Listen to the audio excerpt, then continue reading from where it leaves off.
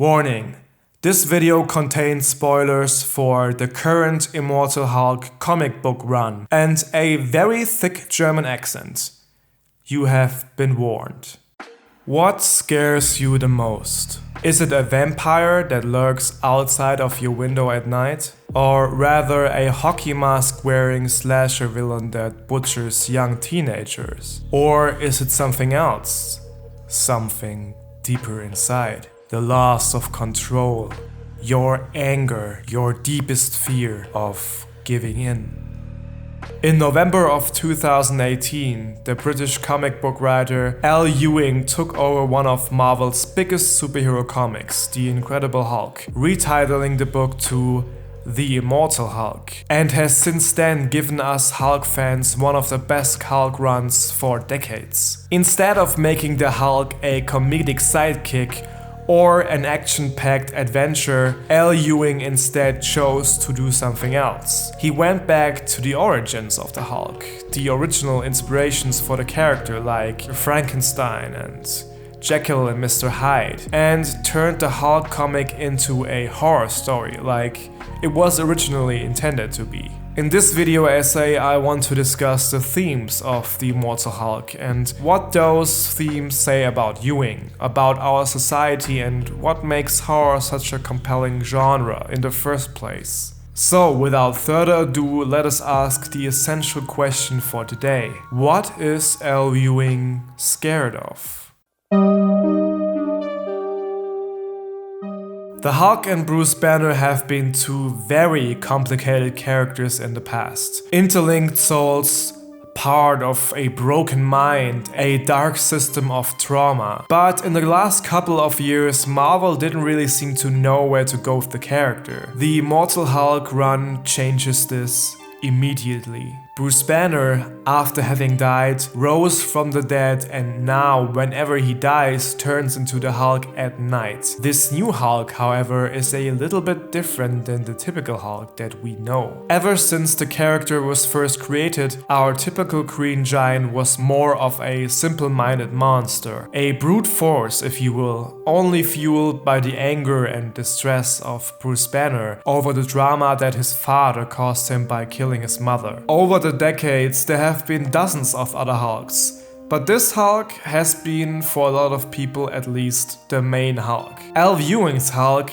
is different though. He's Bruce Banner's protector, his inner anger challenged into a very violent and morally grey Hulk. Not to be confused with Mr. Fix-It, of course. You know, the grey and I'm sorry. That was a bad pun, I apologize. So yes, we now have an intelligent, well-spoken but also very violent and dangerous new Hulk called Devil Hulk, which is a nice nod to the Paul Jenkins run of the early 2000s. If you are interested in a video about that Hulk run, please leave a comment under this video and I will tackle that run in a future episode. But back to the question, what is Ewing scared of? I think in order to answer that question we need to examine the different chapters of this run and see what kind of topics, enemies and horror stories he tackles. While I'm writing this, we are currently at issue 37, so this is going to be a little bit incomplete, but there's already enough content out there for me to have a pretty decent understanding what Ewing is trying to say with his take on the Hulk. I am the devil, and I am here to do the devil's work. We have had a lot of different interpretations of the Hulk and his origin in Marvel history. Gamma radiation, suppressed anger issues, psychological torment, or just a metaphor for the destruction of nuclear war. Those have always been ideas and themes that Hulk writers played with in terms of their interpretation of the Giant. But Ewing goes a little deeper with his take on the Hulk, making the Hulk a spawn of something very ancient and evil. The one below all, the malevolent entity that lives in the deepest layers of hell, shows its ugly face. Suddenly, gamma rays are not just technology-based, but rather the source of the one below all, the devil in the flesh, if you will. Making the Hulk a more religious figure also plays into the idea of the duality of Bruce Banner and the Hulk, just like God and devil, demon and angel. The most fascinating question that emerges out of this part of the run, to me at least, is the following. Is Bruce Banner Hulk's devil? Our instinct would tell us that it's the other way around, but at the end of the day, we oftentimes just get Banner's perspective. Ewing toys with different ideas here. H.P. Lovecraftian horror of the unknown, the endless abyss, and religious horrors. Sometimes what's behind the door, in this case the so-called green door, a path through which the one below all communicates with our world, is a door that should stay closed. Because if you've seen what's behind it, you just might go a little mad.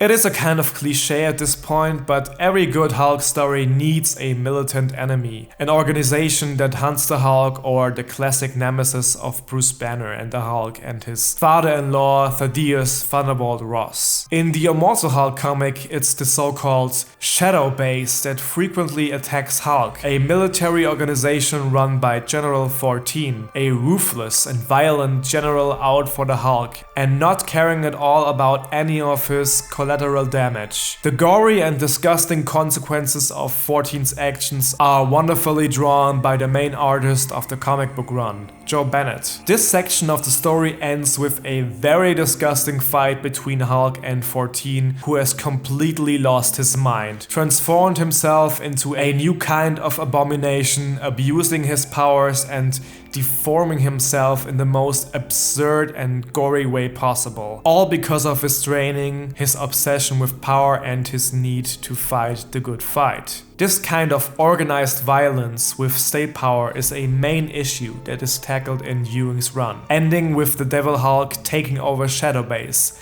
leaving us with a kind of bittersweet taste in our mouth, since we don't really know if we can trust this new Hulk at all, especially with this kind of power in his hands.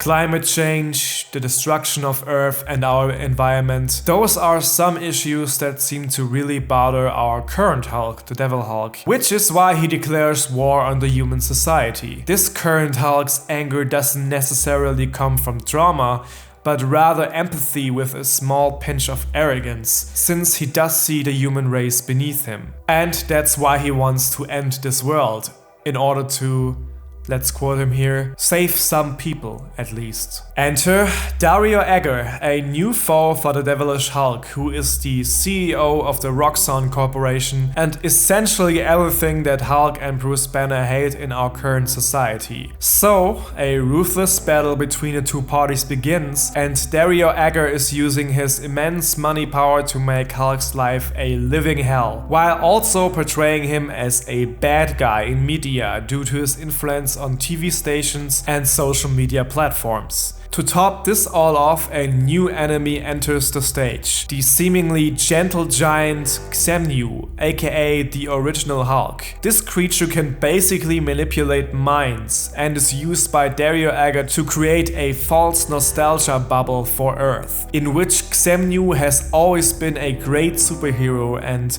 Hulk has always been an evil monster that needs to be beaten by Xemnu. Ewing cleverly showcases how in modern society, big corporations like Disney use nostalgia as a weapon against us, making us submissive and painting a black and white picture of the world. And yes, there is some kind of irony that this is a Marvel comic book, since it's technically also a Disney product. Now, let's get back to the question of the start. The Immortal Hulk is a horror comic book, and its themes are horror-based. Since the author of the book is the one that's telling us what's scary, the question remains: what scares L. Ewing? And the answer is this society right now as I speak. Religion that has gone too far. The military complex that has become ruthless and remains powerful so it can pillage other countries for resources. Capitalism that is destroying our environment while feeding us lies via social media and nostalgic media from our youth. L. Ewing is scared of the present, and I can understand why, but that's not all of it. The last point that I want to make is about the new Hulk itself and why I think he's so interesting as a protagonist. I still don't really know if I can trust this new Hulk persona. Hell, I have seen him do some terrible, gory and violent stuff, so I guess besides all of the politics and the society stuff, there's this underlying fear of Ewing, of not knowing who to trust, even if it's yourself, and especially since there could be something or somebody deep inside that's not under your control and that could really, really hurt this world if he or it wanted to by using you.